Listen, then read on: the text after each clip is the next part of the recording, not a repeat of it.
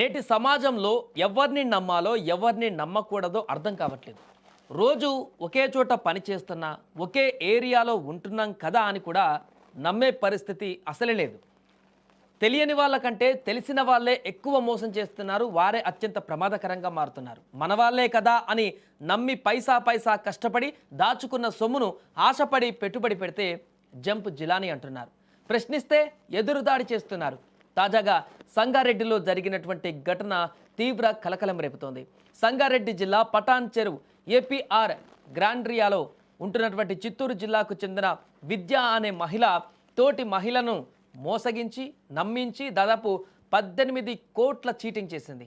అడిగిన పాపానికి బాధితులను దాడులకు తెగబడింది. వారందరినీ కూడా ఒక రూమ్లో వేసి సికింద్రాబాద్ వారాసిగూడలో ఉండేటువంటి విద్య ఏపీకి చెందిన ఓ వైసీపీ మాజీ ఎమ్మెల్యే పేరు చెప్పుకొని భారీగా డబ్బులు వసూలు చేసింది. అక్కడ తక్కువ ధరకు బంగారం ఇప్పిస్తానని, అదేవిధంగా ఇంక రకాల ఆ డబ్బులను ఎక్కువ చేసి చూపిస్తానని చెప్పి వారిని నమ్మించి అధిక డబ్బులు ఇస్తామని నమ్మబలికి వసూలు చేసింది. అడిగిన ప్రతిసారి వారికి మాయమాటలు చెప్పింది. తిరిగి డబ్బులు అడిగినప్పుడు ఒత్తిడి ఎక్కువ కావడంతో వెంటనే అక్కడి నుంచి సంగారెడ్డి జిల్లా పటాన్ చెరువుకు మకాం మార్చింది. వారాసిగూడ నుంచి ఆ ప్రాంతానికి వెళ్ళింది. ఇక బాధితులు గట్టిగా అడగడంతో అక్టోబర్ 9న ఇస్తానని చెప్పింది. అందరినీ ఒక చోటకు రప్పించింది. పటాన్ చెరువుకు బాధితులు వచ్చాక అందరినీ గదిలో పెట్టి రాడ్లతో దాడి చేయించింది ఈమె. దీంతో ఓ బాధితురాలికి తీవ్ర గాయాలవగా స్థానిక ఆసుపత్రికి తరలించారు. అనంతరం బాధితులు పటాన్ చెరువు పోలీస్ స్టేషన్లో ఫిర్యాదు చేశారు. దీంతో అసలు విషయం బయటకు వచ్చింది. అయితే గతంలో కూడా దాడి చేసినప్పుడు ఫిర్యాదు చేస్తే పటాన్ చెరువు పోలీసులు పట్టించుకోలేదని బాధితులు ప్రస్తుతానికి ఆరోపిస్తున్నారు.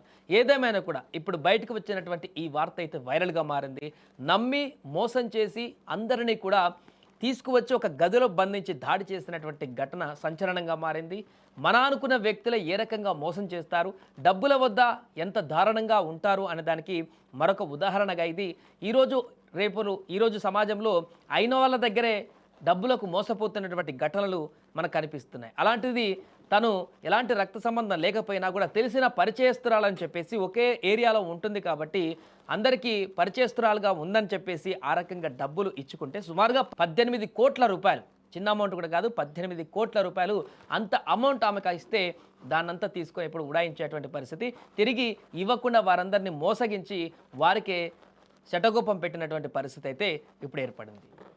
కంప్లైంట్ ఇచ్చినప్పుడు కంప్లైంట్ తీసుకోవట్లేదు వాళ్ళు, అంతే. ఇక ఎందుకు తీసుకోరు? కంప్లైంట్ ఇచ్చినప్పుడు తీసుకోవాలి కదా. ఒక లేడీని అట్లా కొట్టినప్పుడు కంప్లైంట్ పోయి దెబ్బలు ఉన్నా కానీ పట్టించుకోలే. మా అమ్మని ఎందుకు టాకింగ్ ఉండే వచ్చి పోలీస్ స్టేషన్ దగ్గర సార్తో కలిసినాక సార్ నవ్వుకుంటే మాట్లాడిందట. ఎస్ఐఓ సిఐఓ తెలియదు, నవ్వుకుంటూనే ఆమె దగ్గర ఏం తిన్నారో ఏం చేసినా కానీ పోలీస్ వాళ్ళ దగ్గర నుంచి మాకు న్యాయం లేదు. మాకు న్యాయం జరిగిందాక మేము పోలీస్ స్టేషన్ కదలాం మేము, అంతే. ఇక మా మమ్మీకి ప్రాణ హామీ ఉంది, మాకు కూడా ప్రాణ హామీ ఉంది, అంతే. ఈ విద్య అనే ఆమె వీళ్ళందరికీ మాయమాటలు చెప్పి కొన్ని డబ్బులు వాళ్ళ దగ్గర కొన్ని కోట్ల రూపాయలు తీసుకొని వచ్చి ప్రస్తుతం ఆమె వాళ్ళకు డబ్బులు ఇవ్వకుండా మన పటాన్ చెరువు ఏరియాలో ఈ ఏపీఆర్ విల్లాస్లో ఉంటుంది.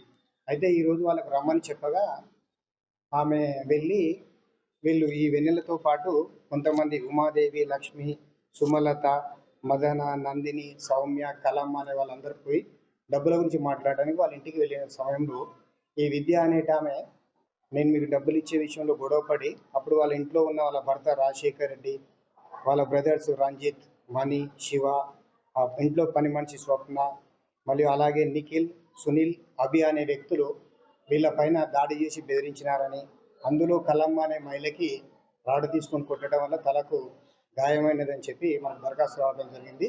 ఇటు విషయంలో ఈ దరఖాస్తు పైన కేసు నమోదు చేసి విచారణ చేసి తగు చర్య తీసుకోవడం జరుగుతుంది.